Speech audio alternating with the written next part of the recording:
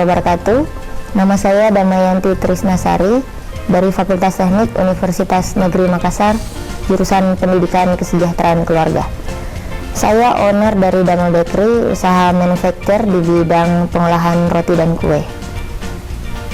Awal memulai usaha saat saya masih kuliah. Jadi waktu kuliah saya sambil bekerja, sehingga waktu saya sangat terbatas, termasuk untuk berkonsentrasi belajar, juga melaksanakan tanggung jawab di industri.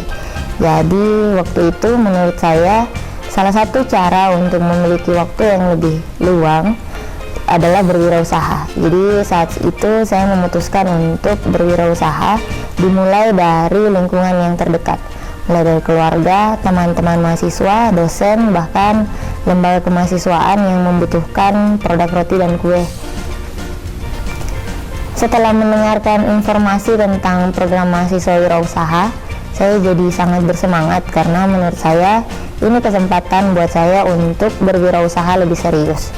Karena dalam program ini ada diklat di mana kita belajar banyak hal tentang manajemen, tentang produksi, tentang keuangan, tentang branding, tentang promosi dan lain-lain. Selain itu juga ada proses magang di mana kita dimagangkan di industri serupa seperti yang usaha yang akan kita buka nantinya.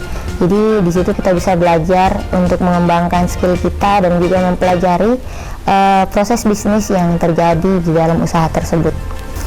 Kendala-kendala dalam berwirausaha mulai muncul saat usaha ini mulai serius. Jadi segmentasi pasar sudah menyentuh masyarakat umum, sehingga banyak hal yang mesti diperhatikan.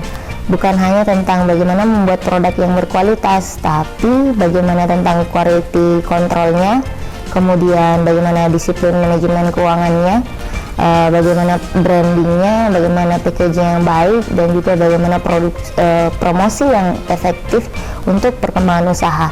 Sehingga saya pernah berpikir bahwa hal itu sudah tidak bisa saya pikirkan sendirian. Oleh karena itu, saya menerima tawaran investasi berupa modal usaha sebesar 250 juta rupiah dan bantuan dari segi manajerial. Jadi saat itu saya bisa fokus untuk bagian produksi. Namun sayangnya hanya berselang sekitar 6 bulan, akhirnya kerjasamanya menjadi tidak berjalan dengan lancar, sehingga saya memutuskan untuk menghentikan kerjasama dan tidak mengambil apapun dari usaha tersebut. Setelah belajar dari pengalaman tersebut, saya memulai usaha saya sendiri dengan dukungan dari orang-orang yang terdekat, juga para mentor yang membantu serta memberikan keyakinan kepada saya bahwa saya mampu untuk menjalankan usaha saya sendiri dan belajar dari pengalaman sebelumnya. Kemudian di bidang produksi ada dua jenis tenaga kerja. Yang pertama tenaga kerja tetap, di mana mereka punya waktu yang fokus untuk bekerja setiap harinya. Untuk masalah skill tidak terlalu diutamakan karena nanti akan ada proses training selama 2 bulan. Yang penting standar personal hygiene-nya bisa dipenuhi.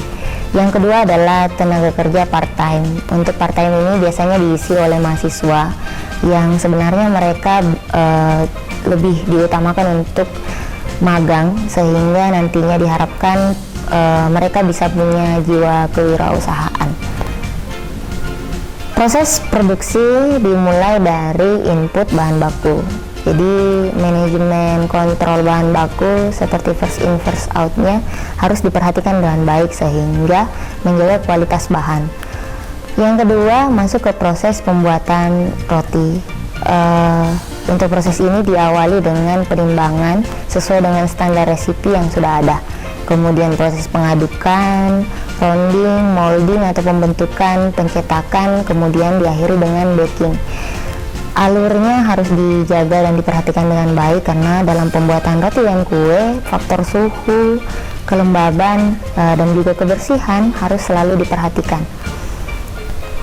Selanjutnya tahapan storage atau penyimpanan dan packaging. Di tahapan ini ada proses penyortiran untuk produk roti yang layak untuk dijual dan juga roti yang akhirnya harus spoil. Setelah itu masuk ke proses pemasaran atau distribusi. Proses ini dimulai dari labeling, di mana setiap roti harus diberikan informasi tentang expired date dan informasi harga. Ini berhubungan dengan pada saat kita memasukkan produk tersebut ke toko-toko atau mitra.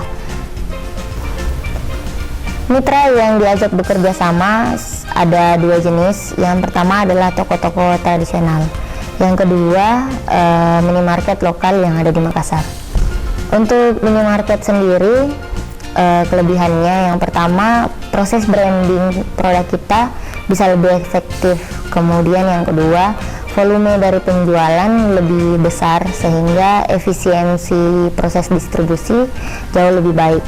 Namun untuk bekerja sama dengan minimarket dibutuhkan beberapa persyaratan, diantaranya tentang legalitas dan sertifikasi-sertifikasi yang bisa menjamin produk kita.